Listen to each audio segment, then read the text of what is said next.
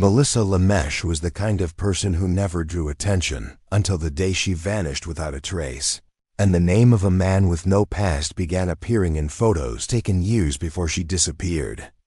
Melissa Lamesch was the kind of person most people overlooked in a crowd. She wasn't flashy, didn't seek attention, and lived a simple life. At 27, she worked as a veterinary assistant in Newfield, a small, peaceful town in Wisconsin, where things like crime or tragedy were rare. People in Newfield left their doors unlocked.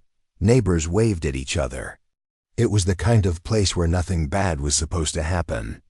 That's what made her disappearance so deeply unsettling. On April 12, 2017, Melissa left her job at Lakeview Veterinary Clinic around 5:45 p.m. It was a routine day. She fed the animals, restocked supplies, and stayed a little late to finish some paperwork. Her co-worker remembered her saying she was tired and looking forward to a quiet evening at home. She walked out the clinic's back door, got into her car, a silver Honda Civic, and drove off.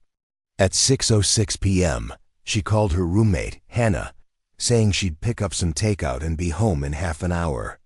But she never showed up. At first, no one panicked. Maybe she got delayed. Maybe her phone died.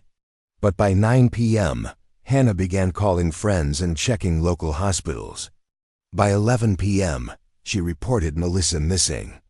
The next morning, police located her car on the edge of Pine Ridge Nature Park, parked awkwardly near an unmarked dirt trail. The keys were still in the ignition. Her purse, phone, and wallet were all on the passenger seat. There were no signs of a struggle, no broken glass, no blood, nothing out of place, except for the eerie feeling that something was wrong. The immediate assumption was that Melissa had gone for a walk into the forest and maybe gotten lost. But that didn't make sense. Melissa wasn't a hiker. She had no interest in the outdoors and was known to avoid wooded areas, especially alone. Police brought in search dogs, drones, and a rescue team. They scoured the park for days, covering over 200 acres. The dogs caught her scent inside the car, but lost it completely just a few feet from the driver's door. It was as if she had vanished into thin air. Even more puzzling was the timeline. Phone records showed that Melissa's phone had remained on until 6:18 p.m., then it abruptly disconnected. No further pings, no data usage, just silence. Investigators couldn't trace her steps past that point. There were no traffic cameras on the road leading to the park, and no witnesses had seen her enter the trail. Surveillance footage from local businesses showed her car driving by around 6:12 p.m., but there were no clear images of who was driving. The windows were tinted, and the angle of the camera didn't help. Her family was devastated. Melissa had no history of mental illness, no recent trauma, no issues with substance abuse. She was described as careful, thoughtful, and emotionally stable. There was no reason for her to run away, and certainly no evidence that she planned to disappear. Within days, posters with her face were taped to telephone poles, pinned to bulletin boards, and shared across social media. "Have you seen Melissa?" became the question everyone in Newfield asked, but no one could answer. As days turned into weeks, the investigation into Melissa Lamesch's disappearance grew colder. Without physical evidence or a suspect, detectives turned their attention to her personal life, hoping to find any detail that might explain where she had gone. Melissa had lived in Newfield her entire life. She wasn't known for drama or conflict. Most people described her as quiet, gentle, and dependable. She worked hard, paid her bills on time, and rarely socialized beyond her small circle of friends and co-workers. But as investigators began to dig deeper, they uncovered subtle signs that something had been bothering her. Her roommate, Hannah, told police that in the weeks leading up to her disappearance, Melissa had been distant. She wasn't her usual self. She'd stay up late, often just sitting by the window or scrolling endlessly on her phone. Sometimes, she would go outside in the middle of the night and sit on the back steps, just staring into the trees behind their house. Hannah said she once asked if everything was okay, and Melissa had replied, "I just feel like something's coming." She didn't explain what she meant.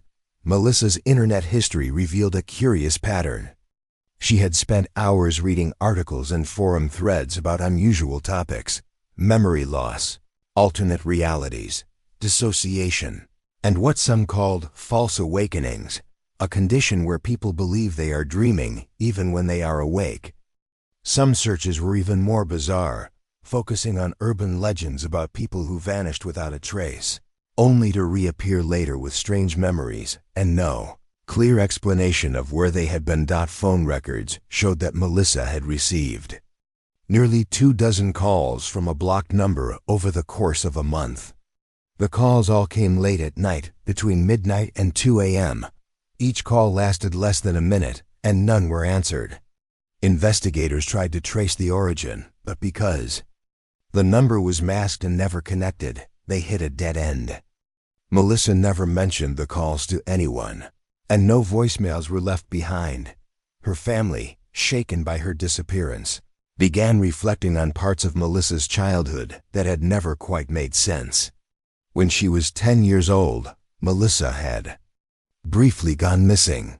It happened during a family picnic at the same Pine Ridge Nature Park, where her car was later found. For 3 days, a massive search had been launched. And then, just like that, she turned up sitting calmly in her backyard, barefoot and dirty, with no memory of where she had been. At the time, doctors believed it was a case of mild dissociative amnesia brought on by stress. Melissa never talked about it again. Now, her parents wondered if there had been more to that story. Was it really just a forgotten childhood trauma? Or had something happened back then that no one truly understood? Investigators, too, began to suspect a deeper pattern, something unusual and possibly even unexplainable. Melissa's past and present felt eerily connected, as if pieces of a puzzle had been quietly waiting for years to fall into place. But without her, no one could say for certain what the truth really was. 2 weeks after Melissa Lamesch disappeared, the investigation took an eerie turn.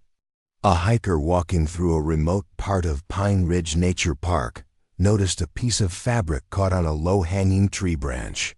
It was pale blue and torn, fluttering slightly in the breeze. Curious, the man climbed off the main trail to get a closer look. When he pulled the fabric free, he saw it was a shredded corner of medical scrubs, the kind worn by veterinary assistants. Investigators later confirmed it matched the uniform Melissa had worn the day she vanished. The discovery prompted a renewed search of the area, this time focusing on a less traveled path that wound deeper into the woods. About a mile in, searchers came across something strange, a shallow depression in the earth, deliberately concealed with a layer of moss, branches, and fallen leaves. When they cleared it, they found what looked like a crude cache of personal items placed deliberately in the hollowed space. There was a child's sock, stained and worn thin, a broken wristwatch frozen at exactly 6:18 p.m., and a photograph, an old one, bent at the corners, showing a young girl with long brown hair sitting on a swing. It was Melissa. Her parents later confirmed the photo had been taken when she was 7 years old during a family vacation. The original copy had been lost years ago. No one could explain how it ended up buried in the woods decades later, near the spot where she vanished. Beneath the photo, buried a few inches deeper, was a small plastic bag. Inside was a folded slip of paper, stained with dirt and water but still readable. The message was brief, written in uneven handwriting. "I remember now, but I wish I didn't." Handwriting analysts later confirmed it was a match for Melissa's. The contents of the hidden depression didn't make any logical sense. The sock didn't belong to Melissa, and the watch wasn't hers either. But the fact that these items were grouped together, along with the photo and the note, suggested someone had created a message or memorial. Investigators were baffled. Who had placed these things there? And why? No fingerprints were found on the items. No signs of recent human activity were detected nearby. Even the surrounding ground showed no distinct footprints, just soft impressions from the boots of searchers who had previously passed through the area. Some officers believed Melissa had placed the items herself in a moment of confusion or distress. Others weren't so sure. The tone of the note didn't sound like someone who was simply lost. It sounded like someone who had discovered something deeply disturbing. The time on the frozen watch matched the exact moment her phone had shut off on the day she disappeared. That single detail was too specific to ignore. Whatever had happened to Melissa, it now seemed tied to a place she once visited as a child, and to a memory she may have spent years trying to forget. But the forest wasn't giving up its answers easily. It was hiding something, and it still wasn't ready to let it go. 3 months after Melissa's body was found, the case had grown cold again. For a while, it felt like everything had stopped.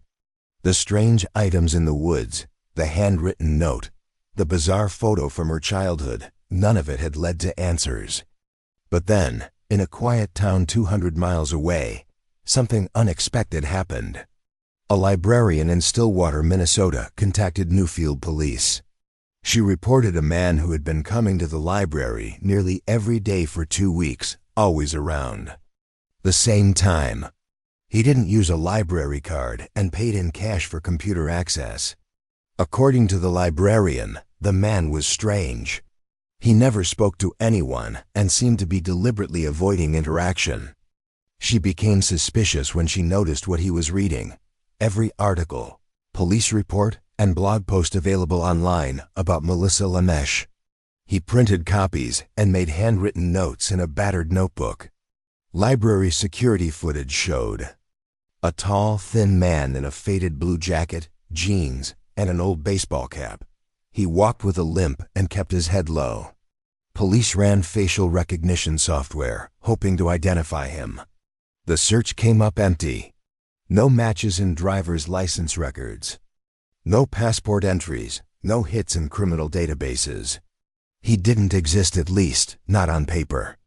Investigators began calling him the man with no past. No one had seen him in Stillwater before. No one knew where he stayed or where he went after leaving the library. By the time police arrived to question him, he had vanished. The only thing he left behind was a single sheet of paper in the trash bin next to the computer he'd last used. It was a printout of a photo taken in Pine Ridge Nature Park, dated July 2012, 5 years before Melissa disappeared. In the bottom corner of the photo was a group of hikers smiling at the camera. Behind them, far in the background, was a blurry figure standing among the trees. He wore a blue jacket and a baseball cap. That same photo was later uploaded to an online forum dedicated to mysterious disappearances. One user posted a side-by-side comparison of the figure in the 2012 photo with the man from the library surveillance video. The resemblance was striking. Other users began scouring public photos from the area. To their surprise, the same man always, slightly out of focus, always in the background, appeared in multiple tourist pictures taken in or near Pine Ridge between 2008 and 2016. Locals began calling him the Walker.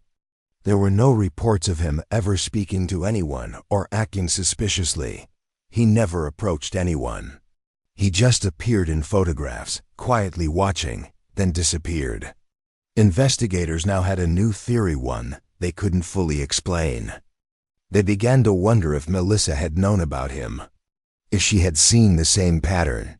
Was this the reason behind her late-night research, the cryptic web searches, the feeling that something was coming?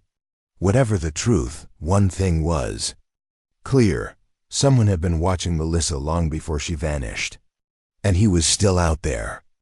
A full year after Melissa Lamesch went missing, her remains were found in a dry, narrow creek bed near an abandoned ranger station, deep within Pine Ridge Nature Park. The discovery was made by a team of volunteer searchers who had never given up hope. What was odd was not just where she was found, but the condition of her body. Although she had been missing for a full 12 months, the remains showed far less decomposition than expected.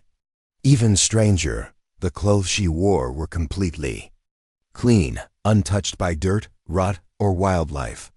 Her skin, though pale and sunken, showed no signs of trauma, no wounds, no bruises, and no exposure-related injuries. The medical examiner couldn't determine a cause of death. Her fingernails were neatly trimmed. Her hair was washed and combed. She looked, in a way, like she had been carefully preserved. Investigators were stunned. If she had died shortly after her disappearance, as many had suspected, there was no reason her body should appear so recently tended to. If she had been alive for part of that missing year, no evidence supported where she had been or how she had survived. No shelters in the area had reported seeing her. No food or clothing caches were discovered nearby. The abandoned ranger station itself had been empty for over a decade and showed no signs of recent activity. Then came the most disturbing discovery. Inside her jacket pocket was a disposable camera, sealed inside a Ziploc bag. The film was damaged, but technicians managed to recover several images. Most were too blurry to identify strange streaks of light, shadowy walls, unclear objects, but one photo stood out. It showed a small, dimly lit room with concrete walls and a single metal chair bolted to the floor. Against one wall was a tall, rectangular mirror framed in rust. In the reflection stood Melissa, staring straight into the camera. And behind her, just barely visible in the corner of the mirror, was the same man seen in earlier photographs, the man with the blue jacket and baseball cap. He was standing motionless, his face partially hidden in shadow. There was no record of the room's location. It didn't match any known structures in the park. No fingerprints were found on the camera or bag, but the image was real. It was the last known photograph of Melissa Lamesch. Despite national attention, police were unable to identify the man or determine what had happened during the missing year. The case was eventually closed due to lack of evidence. Officially, Melissa's death was ruled undetermined. Unofficially, it haunted everyone who had followed it. Her family never believed it was just a case of getting lost. They believed she had uncovered something she wasn't meant to find. Whether it was a person, a place, or something more abstract, they didn't know. But the fear in her eyes in that final photo said more than words ever could. To this day, no one has seen the man again. The forest remains silent. The room was never found. And the mystery of Melissa Lamesch endures not just as a tragedy, but as something deeper, something that whispers of a reality just beneath the surface, one we're never meant to touch.